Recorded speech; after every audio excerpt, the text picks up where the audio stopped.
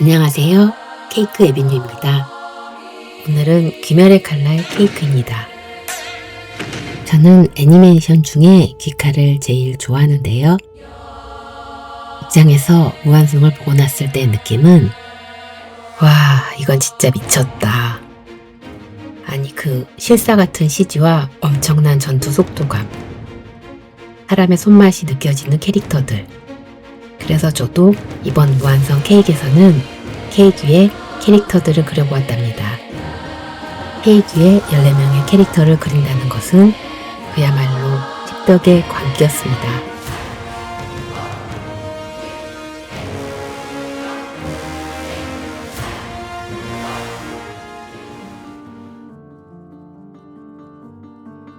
바닐라 시트에 초코 크림을 이분하게 발라줍니다.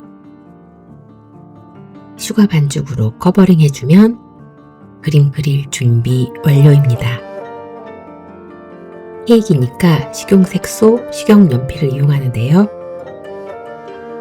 식용색소는 주로 셰프 마스터를 사용하고 식용연필은 아마존에서 구입했습니다. 슈가 위에 그림을 그리는 작업은 도화지 위에 그리는 것과는 다른 것이 색소와 물 때문에 슈가 표면이 녹는다는 것입니다. 그래서 칠하고 말리는 과정을 반복해줘야 합니다.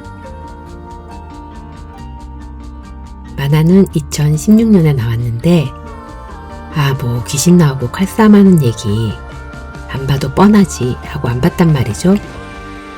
처음 본 게 나타구모 3편인데 저 진짜 실망했잖아요. 귀칼 팬들게요.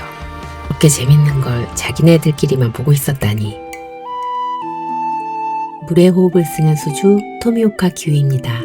나타구모 3편에서 탄지로를 구하며 등장하는데 바로 입덕했습니다. 그가 입은 반반 패턴의 하오리는 굵은 부분은 노나 츠타코의 유품이고 나머지 반은 친구 사비토의 유품입니다. 어릴 땐 이렇게 천진한 모습이었는데 사비토의 죽음 후 세상 슬픈 눈이 되었습니다. 딥 블루 컬러의 눈동자는 물의 호흡과 가운 성격의 상징처럼 보입니다. 귀칼의 주인공 카마도 탄지로입니다. 탄지로의 초록 하오리 패턴은 탄지로 가문을 상징하기도 하지만 그가 귀살대원이 된 후에도 늘 입고 있는 옷인데요. 이는 혈기에게 죽임을 당한 가족을 늘 기억하고 네츠코를 지키려는 다짐일 거라는 생각이 듭니다. 전편들에서 보면 혈기와의 전투에서 하오리가 찢어지고 불타고 하는데요. 자기 한계를 극복하고 성장해 나가는 과정이라 생각됩니다. 코믹하면서도 저돌적인 캐릭터, 짐승의 호흡을 쓰는 하시비라 이노스케입니다. 무한성으로 떨어지면서도 유일하게 신났던 반인반수와 같은 인물입니다. 귀칼에서는 자연과 동물이 스토리라인의 핵심 요소인데요. 일본 토템에서 멧돼지는 용맹과 생명력의 상징이기도 하고 12지신 중 하나인 돼지띠의 돼지도 전통적으로는 멧돼지라고 합니다. 무한성 입성 때 가장 지렸던 바로 그 인물, 열즈마 제니치입니다. 와, 저 이 장면에서 일어나서 소리 질렀습니다. 그의 대표 색상 노란색은 밝고 코믹한 성격과 번개의 호흡을 상징하기도 합니다. 귀칼이 참 대단한 애니라고 생각되는 게 전 세대가 공감할 수 있는 스토리가 있습니다. 저는 드래곤볼을 보고 자란 세대인데요. 평범한 소년 손오공이 노력을 통해 한계를 극복하고 초사이언이 되는 과정을 막 응원했었거든요. 귀칼에서도 제니치라는 인간적인 약점을 가진 캐릭터를 공감하고 응원하게 되는 것 같습니다. 벌레의 호흡을 쓰는 충주, 고초, 시노부입니다. 시노부는 모든 이의 마음을 녹일 듯한 부드러운 말투와 온화한 미소를 가지고 있는 캐릭터입니다.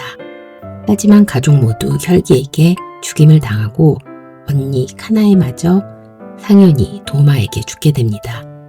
시노부 캐릭터를 상징하는 나비는 일본 문화에서 덧없는 삶을 의미하기도 하는데요.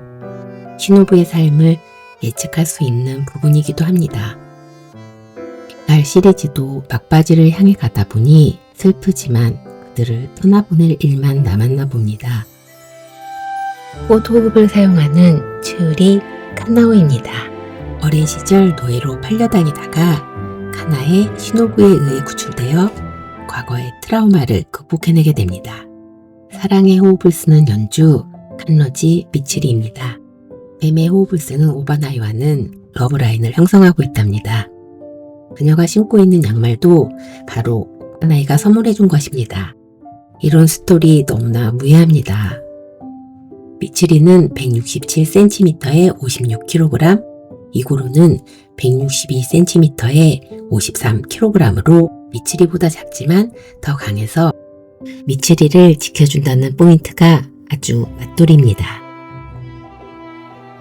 이고로 오바나이는 뱀의 호흡을 쓰는 사주입니다. 입을 가리고 다니는 것도 뱀처럼 찢겨진 입을 가리고 다니는 것입니다. 이제까지 많이 소개되지 않았던 그의 스토리는 무한성 후편 전투에서 기대해도 될 것 같은데요. 생각만 해도 너무 슬픕니다. 토키토 무이치로는 안개의 호흡을 쓰는 주입니다. 14살에 2달 만에 주가된 천재입니다. 일본 토템에서 안개는 신과 인간의 신성한 경계를 상징합니다. 그는 무의미하다, 인간은 죽으면 끝이라는 말을 자주 하곤 하는데요. 그의 성 토키토가 시간의 흐름의 무상함을 뜻하듯이 이름에도 결말에 대한 작가의 의도가 있는 것 같습니다. 히메지마 교메이, 바위의 호흡을 쓰는 암주입니다. 어릴 때 열병을 알아 앞을 보지 못하는 캐릭터입니다. 무한성 시작 장면에서 교메이가 죽은 기살대원들의 묘지를 방문하는 장면이 나오는데요. 분위기가 주는 비장함도 대단했지만 물이 막 흔들리고 바람이 샤샤샥 하는 CG들, 그걸 누가 애들이나 보는 만화라고 폄하할 수 있을까요? 홍주 사네미의 동생 시나즈가와 게냐입니다. 슬픈 가족사로 오해했던 형에게 사과하기에 입대했다고 합니다. 무이치로가 2달 만에 주가된 천재라고 한다면 그는 재능 부족으로 호흡을 익히지 못해 혈기를 먹고 체질을 변화시켜 입대했습니다. 다른 대원들과는 달리 근대화의 상징 총을 사용합니다. 바람의 호흡을 쓰는 풍주 사네미입니다. 그는 얼굴 흉터를 유난히 많이 가지고 있는데요. 희귀한 피로 혈기를 취하게 만드는 기술을 사용하기 때문입니다. 사무라이 출신 미남 캐릭터 우즈이 텐겐입니다. 소리와 폭발력을 기반으로 한 음호흡을 사용하기 때문에 음주라고 합니다. 자칭 화려함의 신이라고 부르기도 하는데요. 해역대 비주얼 어마무시합니다. 환락의 거리 편에서 상현육과 싸우다가 한쪽 팔과 눈을 잃었습니다. 붉은 눈동자, 핑크 기모노와 화려한 안대, 로맨티스트적이고 화려한 그의 성격과 너무나 잘 어울립니다. 드디어 이번 무한성 편의 주인공격인 아카자를 만들어 보도록 하겠습니다. 모든 주인공들을 식용색소를 이용해서 그려주었다면 아카자는 3D 입체로 만들어 보겠습니다. 직접토 클레이 아니고요. 지금 사용하고 있는 것은 화이트 초콜릿으로 만든 반죽에 식용색소를 약간 첨가하였습니다. 그런데 이 와중에 아카자 근육 무엇입니까? 특히 복근을 신경 써서 한 땀 한 땀 만들어 주었습니다. 코 반죽을 이용해서 아카자의 얼굴도 만들어 보겠습니다. 그런데 솔직히 초코 반죽은 겨울에 핸들하기가 더 좋습니다. 초코 반죽은 순수하게 화이트 초콜릿과 물엿만으로 만들다 보니 손끝의 열기만으로도 녹을 수 있는 단점이 있습니다. 그렇지만 손의 열기로 수종이 영위하고 디테일한 표현이 가능하기 때문에 얼굴 표현만큼은 초코 반죽을 이용하고 있습니다. 아카자는 무한열차 편에서 우리의 염주 렌코쿠 교주로를 죽인 바로 그 빌런입니다. 개인적으로 무한열차 편을 꼭 보시고 무한성을 보시기를 추천드립니다. 몸과 얼굴은 초코 반죽을 이용해서 만들어 주었다면 머리와 옷은 슈가 반죽을 이용해서 만들겠습니다. 장식용으로 이용하는 슈가 반죽은 고무처럼 늘어나는 성질이 있어서 잘 찢어지지 않습니다.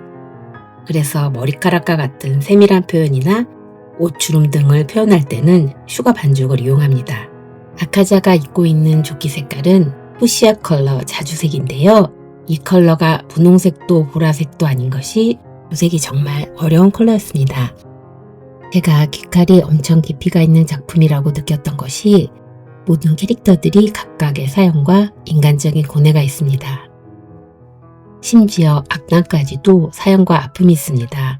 선과 악이 명확하게 구분되어 있지 않고 이 둘을 넘나드는 구조였기에 더 큰 감동이 있었습니다.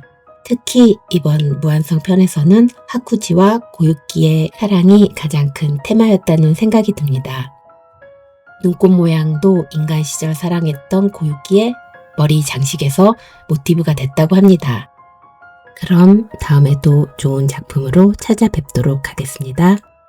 여러분의 밥친구, 술친구, 자장가, 케이크 에븐이었습니다.